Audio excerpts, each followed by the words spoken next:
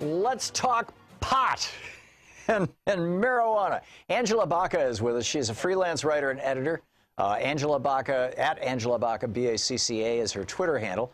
All things pot. Angela, welcome. We talked a year or so ago. About 2 years ago, yeah. 2 years ago, but it's great having you back on the program. Thanks for having me. And you write about marijuana in a whole bunch of different ways. I wanted to do a kind of 101 primer or whatever, however you say that word, for people, particularly people who may be living in states where medical marijuana was just decriminalized or even recreational pot was just decriminalized. And let's kind of start at the beginning. What are you walk into a pot store, you know, assuming that this is all legal. We're talking about legal marijuana trade here. You walk into a pot store and you ask for what? Well, the thing is, nobody really knows. It depends on who you are and what kind of experience that you're looking for, but I would push back on saying that anybody has decriminalized marijuana because no state really has yet. Meaning that there's still a criminal element post-legalization. Well, the federal government, but also here in Oregon, with legalization, we have criminal amounts of cannabis that you can possess, and there are ways to still be a criminal for cannabis. If you have more than, what, 6 plants or something like that, or more than a certain number of ounces? Depending on how you're registered with the state or not, but there's definitely still a lot of criminal elements around cannabis in every state. And there's no parallel to that in, like, alcohol. You can't be busted for having too many bottles of wine in your house or ammunition, you know. Huh, okay. Well, thank you for recalibrating that. Now, you walk into a legal pot store and you say, you know, what should you be asking for? What are the main kind of categories of marijuana, both like the sativa indica categories and the, you know, dabs versus vapes versus raw pot versus, you know, pre-rolled joints that have a little concentrated. I mean, there's all these things, right? Yeah, let's start at the beginning. First, most of the information that people are using to determine what to buy at a dispensary is kind of not real. It's a lot of talk on the internet that's a big game of telephone that nobody really understands. So I kind of want to start with what you were saying about sativa and indica. Mm-hmm. We use these terms colloquially to say varieties that make me feel energetic or creative, or varieties, sativas, or varieties that would make me feel tired, or indicas, and that's not at all correct. Mm-hmm. The term sativa and indica refer to the place on the planet that those certain variety of plants had originated, but the effects of the plant themselves are more determined by the cannabinoids and the terpenes being the essential oils. And the most predictive way of determining how something's going to affect you is by smelling it. And so we'll use the term sativa and indica a lot in dispensaries, but it's not at all accurate at all as to how is this going to make me feel. Right. How to decide what to pick. That's really the kind of fun part of this, is that none of it's going to hurt you, and no one can tell you how it's going to make you feel or really predict that very well until you've started doing it yourself. Mm-hmm. And so there's a lot to try. I always recommend people to start with inhalation first, even if it feels weird to them, because when you inhale, you can feel immediately what the effects are as compared to eating a brownie and finding out you took too much. Right. Yeah, I absolutely support that. I have a couple of friends who had never smoked pot, mm-hmm. who started smoking pot, shared with me that they always had a bottle of wine handy, because if they got some pot that was a little too trippy for them, a little too much head high, and they really just didn't want to be like that, they could drink a good-sized glass of wine, and it would just take the edge right off it. In fact, I saw a piece in, I think it was USA Today. I was on the road, I saw it in an airport maybe a year ago, that the drug that is most commonly used along with marijuana is alcohol. Can you speak to that? Yeah, you know, I'm not a drinker anymore. I used to be a bartender, and so I don't like mixing them at all. A lot of people like myself will get pretty sick when you mix them. I would never recommend anybody use alcohol to take the edge off of too much cannabis, especially when there are better options like acetylcholine and CBD. CBD, the way it works with the endocannabinoid system, actually binds on the same receptor as the THC and neutralizes that too high effect. Acetylcholine is a supplement that you can get at GNC or on the internet, and it is an endocannabinoid blocker.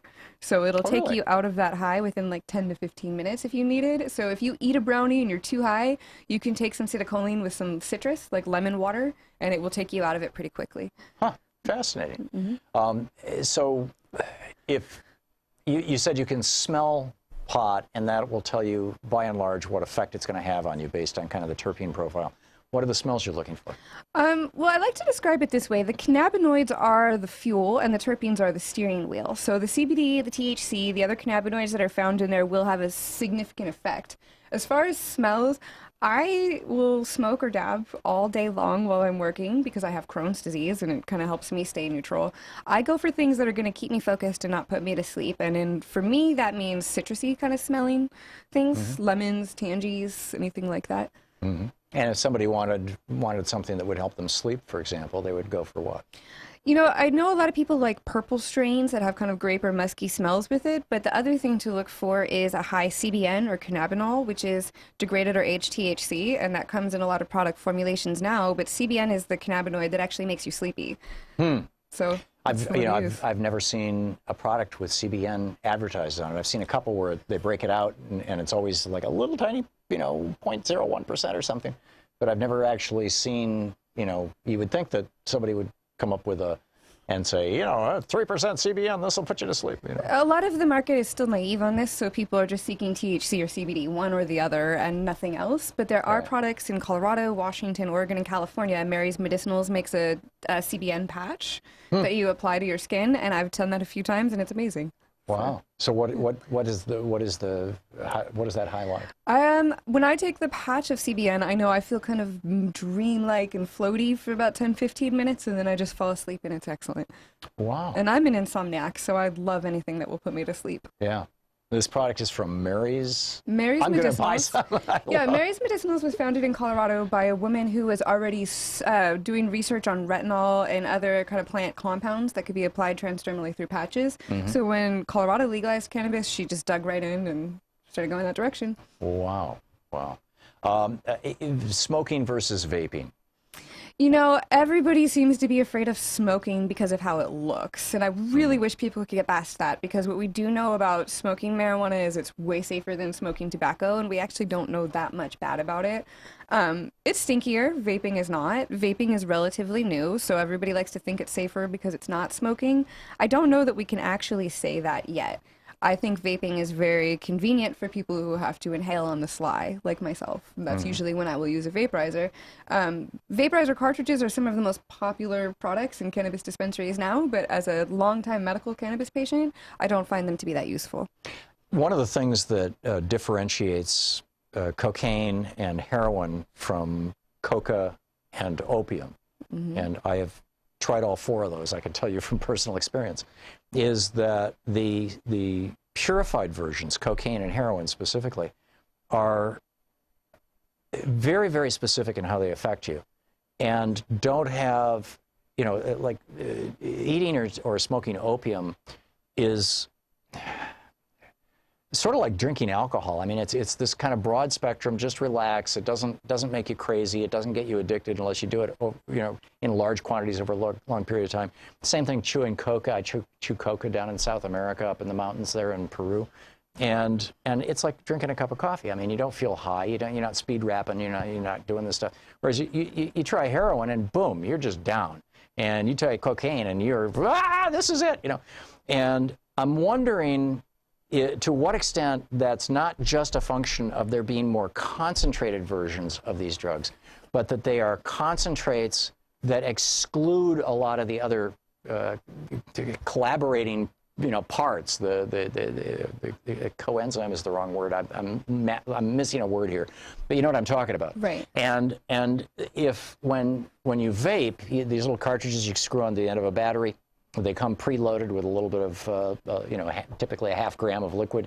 And that liquid, I mean, how much is that? I actually have seen in dispensaries some vape cartridges labeled as crude extract, right? Which I assume is their way of saying, we didn't just take out the THC and CBD.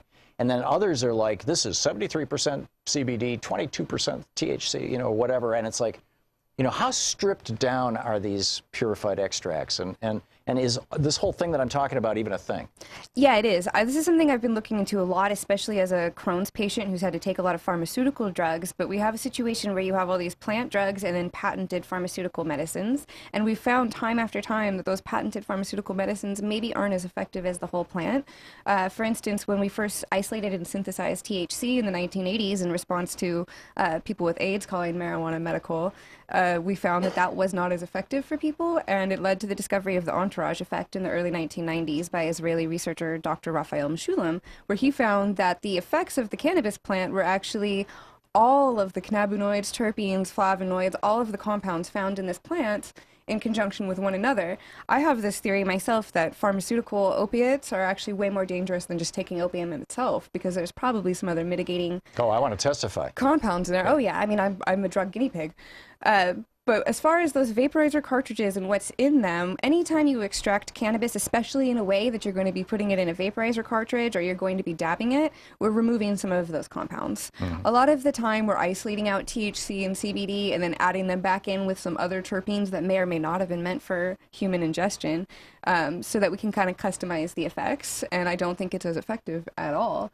But we're going to find this out the hard way as people make more and more isolated pharmaceutical cannabis medicines. In our last minute, I've read that if you eat mangoes while you're smoking dope, or if you, there's a whole bunch of different ways to get terpenes into your body other than smoking them or having them show up in the original pot plant. And you said, you know, they weren't intended to go together. Tell us about the mythology and the reality. Yeah, well, I mean, the terpenes themselves are found in every other plant that we ingest. Like, the reason cannabis smells like lemons or pine trees is because it contains the same terpenes as lemons or pine trees. And so maybe I'm a little off on your question about the mythology. Well, is it in fact a good thing to try to consume terpene-rich foods like mangoes or lemons along with your pot? Yeah, absolutely. So the thing about mangoes in particular is that mangoes have a terpene called myrcene in them, and myrcene is known to kind of counter a lot of the anxiety or other paranoia in there, and it also kind of helps ride the THC effect to more enjoyment, which is why a lot of people will do that. It's the same thing as taking a lot of other drugs and maybe drinking orange juice or lemon juice. I know I used to do that with ecstasy when I was younger, and it kind of gives you more of an effect because of those terpenes carrying things across the blood-brain barrier. And it's not just the sugar, it's actually the terpenes. No, it's the terpenes. That's fascinating. Angela Bacca, she is a freelance writer and editor. You can tweet her at Angela Bacca, B-A-C-C-A. Angela, thanks so much for being with us today. Thank you. It's great talking to you. Great having you in this.